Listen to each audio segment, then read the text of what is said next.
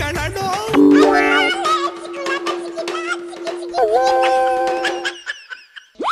ಒಪ್ಪಲಣ್ಣಿ ಎಷ್ಟ್ ದಿನ ಎತ್ನಳ್ನ ತಡ್ಕೊಂಡಾತು, ಇನ್ನ ಈ ರಾಜಣ್ಣ ಶುರು ಮಾಡೈತೆ ಕಣ. ಏನತ್ಲ ರಾಜಣ್ಣಂಗೆ ಏನು ಬೇಕಂತ್ಲ?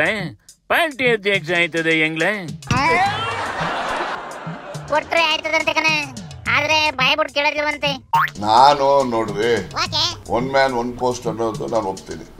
ನಾನು ಆ ಇದರಲ್ಲಿ ನೀವು ಅಧ್ಯಕ್ಷ ಸ್ಥಾನ ಮಾಡ್ತೀರಿ ಅಂದ್ರೆ ಮಾಡ್ತೀನಿ, ಮಂತ್ರಿಗಿರಿ ಬಿಡ್ತೀನಿ ಅಂತ ಹೇಳಿದ್ದೀನಿ. ಸೂಪರ್ ಮಾಮಾ.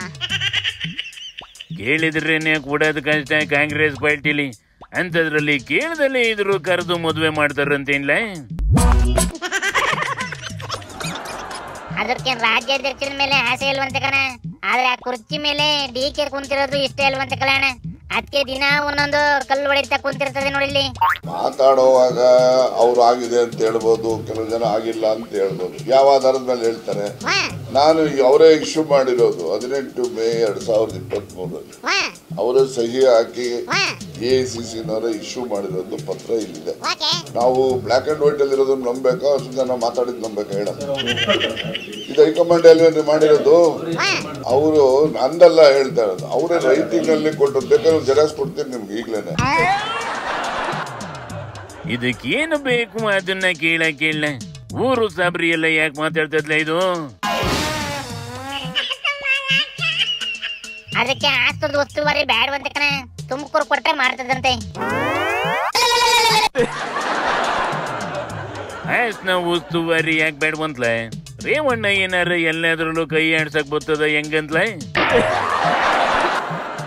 ರೇವಣ್ಣಂದು ಮಾಮೂಲಿ ಇದ್ದಿದೆ ಕಣ, ಅದು ಎಲ್ಲಾದ್ರಲ್ಲೂ ಕೈ ಆಡಿಸಿ ಆಡಿಸ್ತದೆ. ಆದ್ರೆ ರಾಜಣ್ಣ ಅದಕ್ಕೆಲ್ಲ ಏನ್ ಕೇರ್ ಮಾಡೋದಿಲ್ಲ. ಕಿತಾಪತಿ ಮಾಡೋರ್ ಕಂಡ್ರೆ ಇನ್ನ ಜಾಸ್ತಿ ಕಿತಾಪತಿ ಮಾಡ್ತದೆ.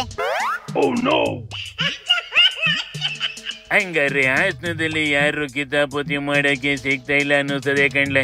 ಅದಕ್ಕೆ ಪಾರ್ಟಿ ಒಳಗೆ ಕಿತಾಪತಿ ಮಾಡೋಣ ಅಂತ ಡಿಸೈಡ್ ಆಗಿ ಡಿ.ಕೆ ರಾಶಿಗೆ ಎಂಟ್ರಿ ಕೊಟ್ರಂಗೈತಿ.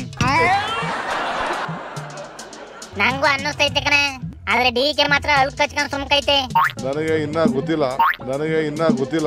ನಾವು ದೊಡ್ಡವ್ರ ಬಗ್ಗೆ ಮಾತಾಡೋದ್ ಬೇಡ, ನಡೀರಿ.